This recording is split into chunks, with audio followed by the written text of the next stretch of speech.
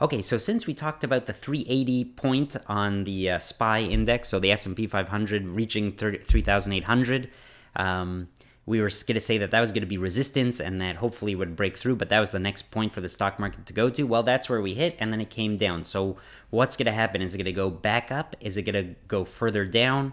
Where's this all heading? Now, this is not investment advice at all. And for the record, I really focus more on value and growth, those types of things. But right now, I'm getting a little bit more into the technicals because it's really useful to know what other people are looking at. And me personally, it's hard to find value stocks with everything so inflated right now in the stock market. And so I have to look at the technical side and see what's going on and where can I make money there. And I think there is definitely opportunity. But let's see what's at least going to happen in the stock market from a technical side. So first of all, just to rewind, if you look over here when near the dip, you can see, for example, similar situation. We got up to a fib level, 283, and then it came back down and it went to a previous fib level. It tested the previous fib level. That's what they call it. And so it went back down to 270. Then it went back up to the next fib level at 295, and then it came back down to the previous fib level, 283. And in fact, it maybe went even further down from there after it went back up. It came back down and went further down, and getting much closer to even the next lower fib level at 270. Not quite there, but getting close. Nevertheless, it bounced back up and went pretty much in a straight direction until once again it hit the next fib level at 314. And you can see it tried to jump across it, in fact, probably because there was so much pressure. It just jumped and then it came back down below that gap, and once again right down to that previous fib level, testing it. And you can see that the stock market kind of went up to the 314 level again, then tried to come back down to the 295 level, right? There was a lot of oscillation there, a lot of uncertainty in the market, but staying within those, what I think are important fib levels. And they keep getting hit. They keep being resistance and support as you watch this graph. So I think they're really important. When we look at this at the 1 point for the fib retracement, when it was going back to pre-pandemic levels, you can see that it had a little bit of resistance, right? It went on a nice diagonal up and then it slowed down, and then it just bounced up and got really close to the next fib level. In fact, not that far away, right?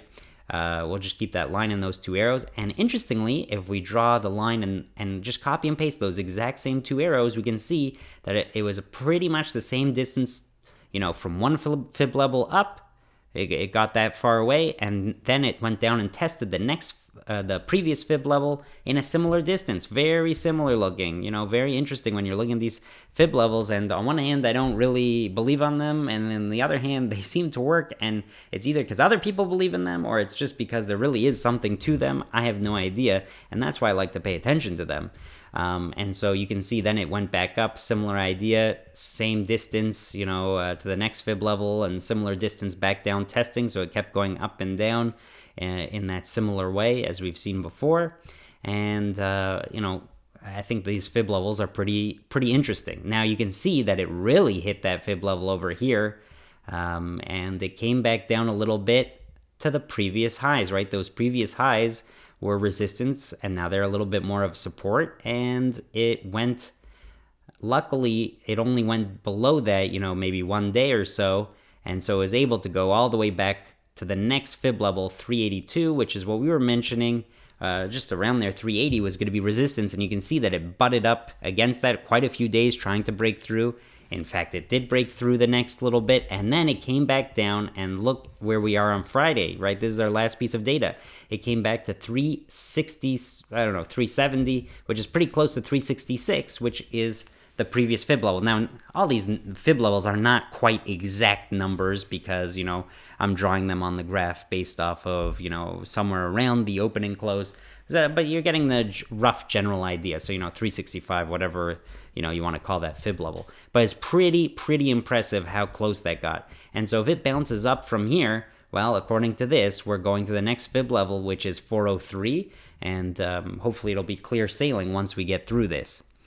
Although, to be fair, it might get a little bit of resistance again at 380, but after that, it should hopefully be able to go up to 403 if you believe the stock market's going up. And like I said, I do think there's going to be a crash. I don't know when. And so this type of analysis is really, really helpful for me to see where are things going, and if things go down further, what are points that other people are freaking out about, for me as a value, or, even growth, but as, especially value, I would be freaking out already. I would have been freaking out a long time ago.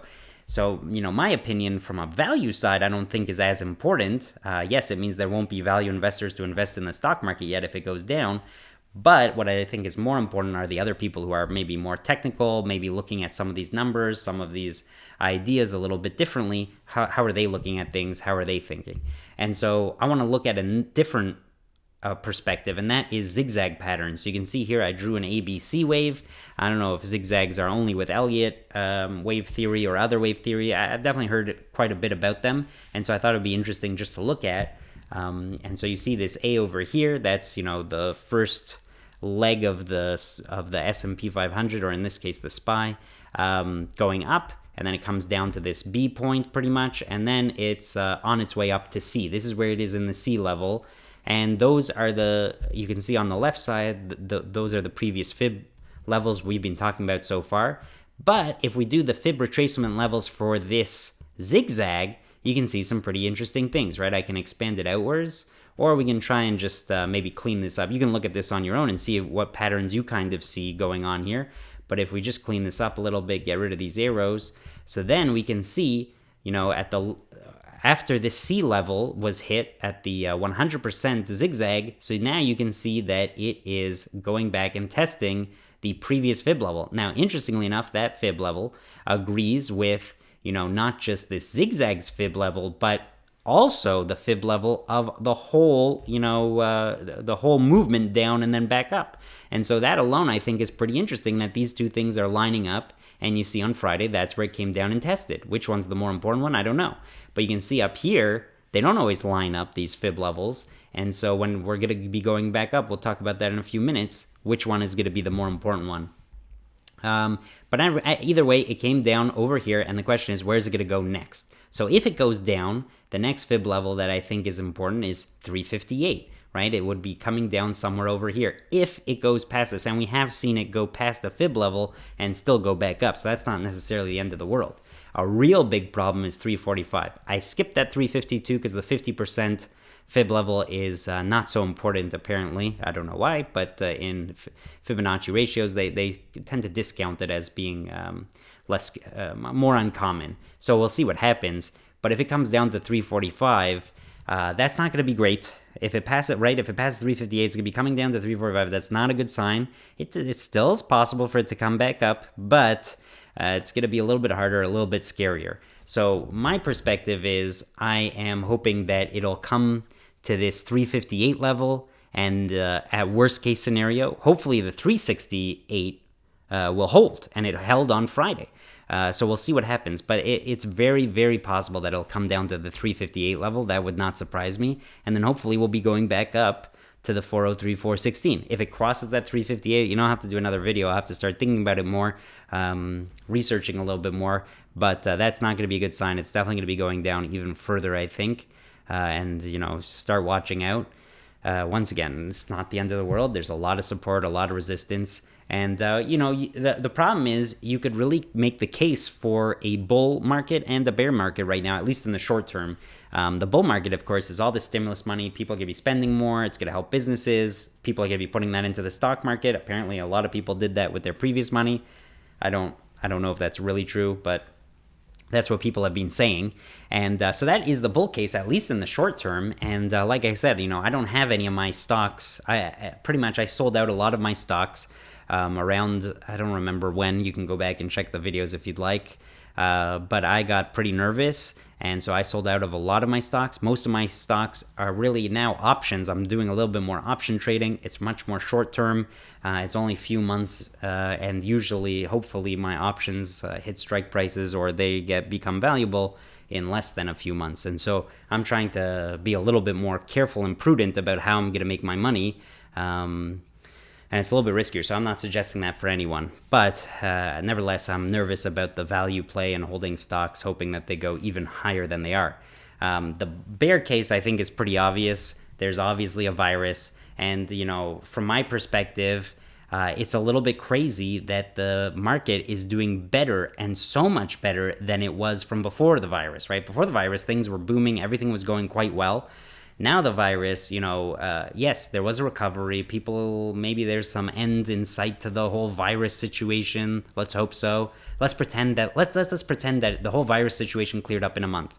Still, that does not mean everything's going to be back to normal. That does not mean that these companies aren't going to have trouble. There does not mean that people aren't going to have financial issues, jobs, all these different things, all these small businesses that have been closed. And so the idea that the stock market is doing even better than it was pre-pandemic is a little bit surprising to me. So that's the obvious bear case. And obviously, you can also tie that to, a new administration doing a lot of different directions. Stock market doesn't tend to like when politicians pull the rug out from under them. They like, consistency and all these different things. They're not going to like the taxes going up. They're not going to like, presumably, I can't speak for them, but the oil stuff, that's a big upset, I think, to the market. Do I think it's the end of oil? No. I have a feeling like oil prices will just go up and the oil companies will be probably okay and they'll be able to wait for another administration just like every time before this has happened. And even with the Keystone pipeline, I don't really follow this too close, but they say that, they'll be able to move the oil through other pipelines that have for the longest time already been being built, although it's not a major one, but they've reinforced and rebuilt up all these other ones. I don't know if that's true or not. I have no idea. But you can see how business has a way of trying to figure out their way forward, and sometimes it might just be patience, sometimes it might just be different avenues to figure out how to sell their product. I don't know. But so there's a bull case, there's a bear case. What's going to happen next? I don't know. We have to really wait and see what the market is going to tell us. What are the charts going to tell us, right? If it starts moving up from 370, that's a really good sign that we could go back up to 403, 416. If it goes down to 359, still not the end of the world, right? That is not the scariest thing if we get down to 358, 359, wherever, once again, these numbers aren't quite exact. But if we start passing that, that's not a good, that to me is really not a good sign, right? We're going to keep going and testing the previous Fib levels, and those could be jumps, and at one point we'll violate this zigzag, and so these Fib levels will become meaningless, and we'll have to go back to those previous Fib levels that we were using, and there's quite a big jump, right? If we discount all these zigzag Fib levels, we're going back to the high of the pre-pandemic. And the next level down is quite far from there. So that's, to me, is not looking so good. But anyway, that's my perspective. I think that's what's going on. I hope everything recovers. I hope everything, this is just, a regular blip of people getting nervous, other people seeing an opportunity to buy as things go higher. We'll have to see, and really let the market really show you what it's doing. What do other people believe? Because like I said, right now, although I believe in value and I think value will become, noticed by people, but, there's hard to find value stocks, at least for me, and certainly big serious ones that I'm not nervous of going bankrupt in these difficult economic times. But thanks for listening. Hopefully, you'll subscribe if you like these things, comment. Let me know if you like more of the technical analysis like this, or more of the, looking at the actual financial data, the 10K, 10Q. I'm waiting for some stocks to come out with some of their data like Tesla. There's been some big moves on Tesla, but I'm more curious about some of the more fundamental 10K, 10Q stuff going on behind it. So hopefully I'll look at that and I'll get a chance to report that to you if you'd like. But let me know. And thank you so much for listening.